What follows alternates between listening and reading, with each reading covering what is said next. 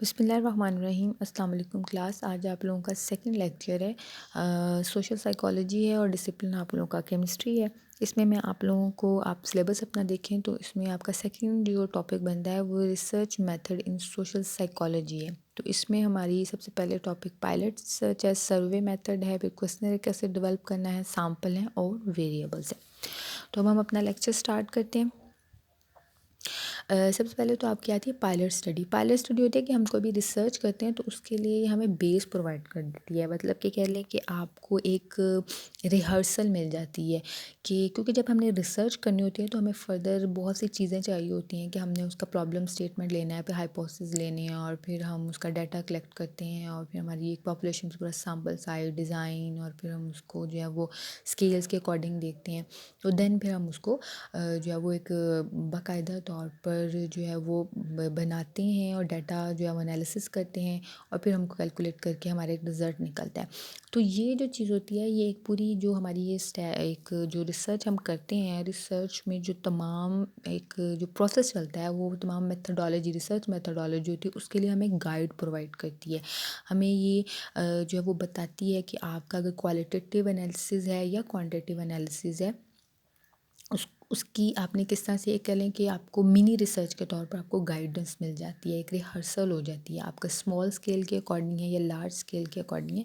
वो आपको ये आपको यानी कि बताती भी है, समझाती भी है और आपके लिए एक जो है वो गाइड प्रोवाइड कर देती है कि आप लोग इस तरह से जो है वो एक चीज़ को लेकर चलें, एक प्रोजेक्ट को जो है वो एक जो है वो एक टेस्ट मेथड के अकॉर्डिंग जो उसको यूज़ कर सकते हैं। इसमें आपके मेजरमेंट इंस्ट्रूमेंट जो भी यानी आप इसमें देख सकते हैं कि क्वेश्चन लेना है, आपने इंटरव्यू लेना है, सैम्पलिंग मेथड लेना है, जिस तरह से भी आप इसको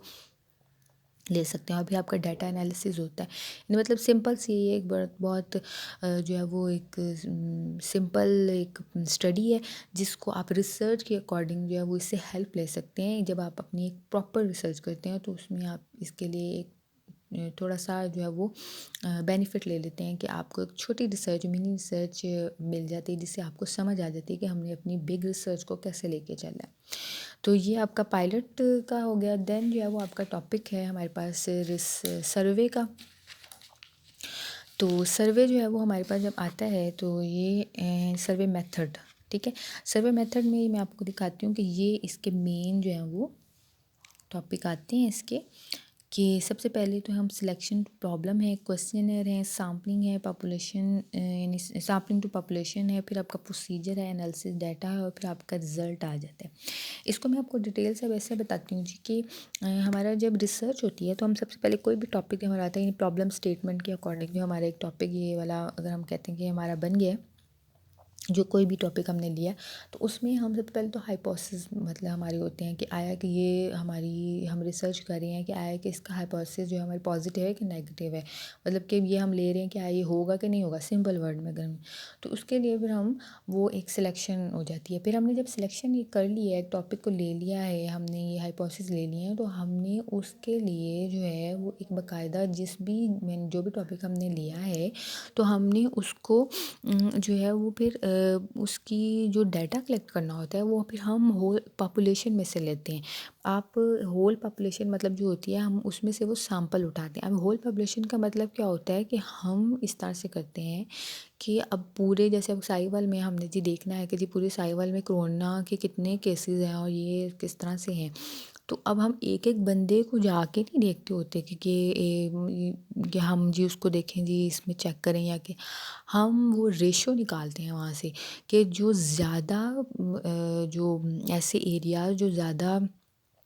ये जो अफेक्टेड है, मतलब वो हो उसकी पॉपुलेशन में से हम जो है वो सैंपल ले लेते हैं। या हम ऐसा भी करते हैं कि चले हम ये कहें जी कि कोरोना का तो एक अलग से, कोविड का एक ये जो है वो अलग से एक चल रहा है, तो ये हो सकता है कि हर पर्सन को भी हो जाए। अगर हम इसको चल छोड़ भी दें मगर फर्दर कोई भी टॉपिक ना चले, हम जो है वो ऑर्थोपेडिक चिल्ड्रन के ऊपर बात कर लें कि वो ऐसे बच्चे के जो हैं ऑर्थोपेडिक हैं जिनके जो है वो ये हड्डियों का कोई प्रॉब्लम है या उनकी इंजरीज़ हैं या जिस तरह से भी है, तो हमने उनकी जो है वो लेना है कि हम उनका जी चेक करें जी कि उनका अग्रेशन और यानी गुस्सा उनका कितना है और उनमें शाइनेस कितनी है। हम ये टॉपिक ले रहे हैं कि ऑर्थोपेडिक जो हमारे जो चिल्ड्रन हैं उनके गुस्सा और उनका जो है वो शाइनेस उनकी जो वो मतलब कि वो उस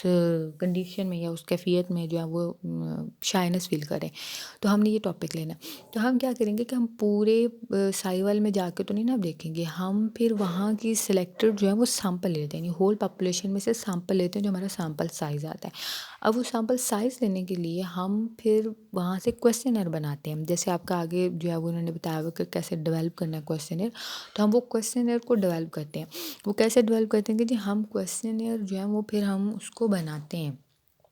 क्वेश्चनर बनाने के लिए जो आपके इस तरह से होता है कि नेट पे पड़े होते हैं, आप उनसे जो है उनके क्वेश्चनर बने हुए ऑथर्स होते हैं उनसे आप परमिशन लेते हैं, या आपके स्कूल कॉलेज या अभी यूनिवर्सिटी है वहाँ पे आपके डिपार्टमेंट के पास जो क्वेश्चन होते हैं बाकायदा वहाँ पे जिस भी टॉपिक मतलब जो भी आपने टॉपिक लिया उसके भी वेरिएबल्स होंगे, मतलब स्केल्स होते हैं, वो स्केल्स के अकॉर्डिंग वो क्वेश्चनर बने हुए होते हैं। उनमें क्वेश्चन होते हैं कि 10 हो गए हैं, 20 हैं, 30 हैं, जितने भी वो उसके रिक्वायरमेंट के मुताबिक जो होते हैं आपने उनको फिल करवाना होता है। फिल करवाने के बाद आप उनका फिर एनालिसिस करते हैं, मतलब वो एनालिसिस हमारे पास आता है और फिर उस एनालिसिस को हमने मुख्तलिफ स्टैट के जो है वो उसमें जब हम कैलकुलेशन करते हैं, टैबुलेशन करते हैं, जो रिज़ल्ट निकालते हैं वो हमें स्टैट के मुख्तलिफ जो है वो जो ये फ़ॉर्मूलेज़ हैं या स्टैट के मुख्तलिफ जो डिज़ाइन बने होते हैं, उसकी रिसर्च डिज़ाइन तो हमारे अपने हैं ना, वो हमने इस पर लगाने हैं, लेकिन जो हमने इनसे फ़ॉलो करने हैं, मतलब स्टैट जो हमने कैलकुलेशन निकाली है वो हम स्टैट के फार्मूले से निकालते हैं, या स्टैट के मुख्तलिफ जो है वो सिस्टम्स या सॉफ्टवेयर हैं उनके अकॉर्डिंग जो है वो हम निकालते हैं। उनको निकालने के लिए फिर हम उसको यूज़ करते हैं और देन फिर हम एक बाकायदा तौर पर जो है वो हमारे पास रिसर्च जो है वो हमारी कंप्लीट होती है वो रिज़ल्ट निकालने के बाद, और फिर हमें जो वो एनालिसिस हो जाता है कि आया कि जी हमारा ये टॉपिक था, मतलब ये वाला टॉपिक था, हमने उसको जो है वो किया और हमारे ये सर्वे किया, सर्वे में हमने ये क्वेश्चनर यूज़ किया और ये क्वेश्चनर यूज़ करने के बाद हमारे जो ये रिज़ल्ट आए, और फिर हम देखते हैं कि आया कि हमारा जो हाइपोथेसिस हमने लिया था कि हम कि नेगेटिव है कि पॉजिटिव है, क्या है कि जैसे मैं कहती हूँ कि जी मेरे ऑर्थोपेडिक जो चिल्ड्रन हैं उनकी शाइनेस और एंग्जाइटी जो है वो इस कैफियत में ज़्यादा हो गई थी कि नहीं हुई थी, मतलब ये पॉजिटिव नेगेटिव, तो वो हमारी रिज़ल्ट हमें ये बताते हैं कि हमने इसका पॉजिटिव लेना है कि नेगेटिव लेना है। तो ये हमारी एक जो है वो सर्वे का मेथड होता है कि हमने जो है वो यानी रिसर्च के ये टूल होते हैं कि रिसर्च के अंदर आप लोगों ने जो ये मुख्तलिफ टूल्स हैं जिसको आपने यूज़ करते हुए एक रिज़ल्ट को निकालते हैं, जिसमें सर्वे है, आपका क्वेश्चनियर है, तो इसके जो है वो ये आप देखें, ये जैसे मैंने अब आपको सारे बताए हैं कि सैम्पलिंग पॉपुलेशन है, मेथड है ऑफ मेजरिंग है, आपने इसको मेजर कैसे करना है, डाटा एनालिसिस करना है, फिर आपकी बाकायदा रिपोर्ट राइटिंग आती है, मतलब जो तमाम आप डाटा कलेक्ट कर लेते हैं, इकट्ठा कर लेते हैं, वो आपकी एक रिपोर्ट राइटिंग में बनती है। फिर इसके एडवांटेज भी आएंगे, डिसएडवांटेजेस भी आएंगे, मतलब कि जो है वो एक लॉन्ग मेथड है, एक्सपेंसिव मेथड है, टाइम टेकिंग मेथड है, और एडवांटेज में कि आपको रिज़ल्ट अच्छा सही मिलता है और आपको जो है वो मतलब कि और कोई बार बार कोई सर्वे नहीं करना पड़ता, एक बार बार जो है वो आपको रिज़ल्ट नहीं निकालने पड़ते, एक अथेंटिक रिज़ल्ट आपके सामने आ जाता है, मतलब मुख्तलिफ इसके एडवांटेज और डिसएडवांटेज भी जो है वो इसके हैं। उसके बाद आपकी जो है वो अगला टॉपिक आता है आप लोगों का वेरिएबल्स का। अच्छा जी, वेरिएबल्स जो हैं वो अब हमारे क्या होते हैं कि वेरिएबल्स जो हैं वो मतलब नाम से है कि वेरी करना, time to time, condition to condition, ये वेरी करते हैं, मतलब चेंज होते रहते हैं वेरिएबल्स हम एक्सपेरिमेंट मेथड्स में जो है उनको यूज़ करते हैं, और इसमें यूज़ लाजमी होता है क्योंकि ये वेरिएबल्स ही हमारे रिज़ल्ट्स मुख्तलिफ जो हम इसमें स्केल्स को यूज़ करते हैं उनमें चेंज लाते हैं और फिर हमें प्रॉपर रिज़ल्ट देते हैं, प्रॉपर स्टैंडर्डाइज्ड रिज़ल्ट हमारे सामने जो है वो नज़र आते हैं। इसमें इसके जो है वो डिपेंडेंट वेरिएबल है, इंडिपेंडेंट वेरिएबल है, जैसे इंडिपेंडेंट वेरिएबल है, डिपेंडेंट वेरिएबल है, और हमारे जो हैं ये हमारे इंटरवेनिंग वेरिएबल्स भी आते हैं, इनको कहा जाता है, और इनको हम जो है वो जो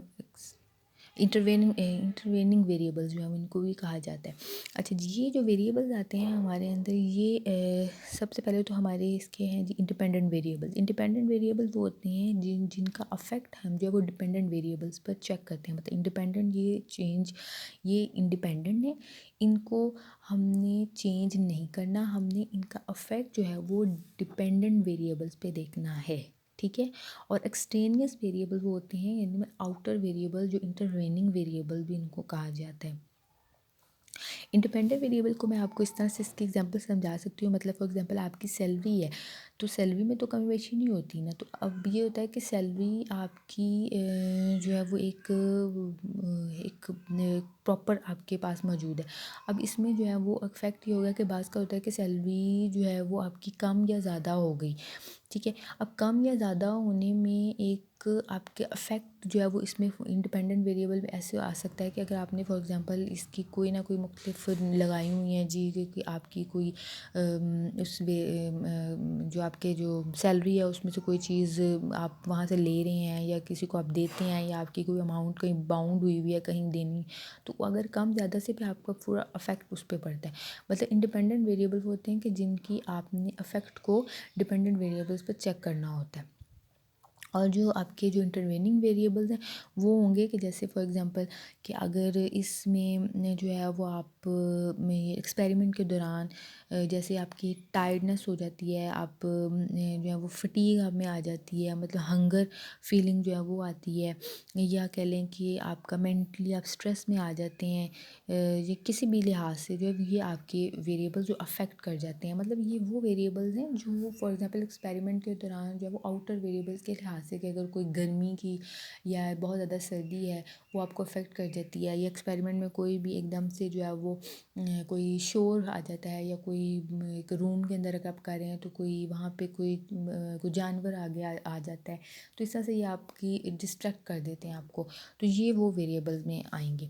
तो इस तरह से जो हमारे ये वेरिएबल्स का है और इंडिपेंडेंट वेरिएबल्स का है, डिपेंडेंट वेरिएबल्स का है, ये आपका जो है वो इस तरह से कंप्लीट होता है ये वाला भी। तो इंशाल्लाह ताला ये आप इसको सुने समझें, और कोई बात की समझ नहीं आई तो फिर पूछें। अल्लाह हाफ़िज़।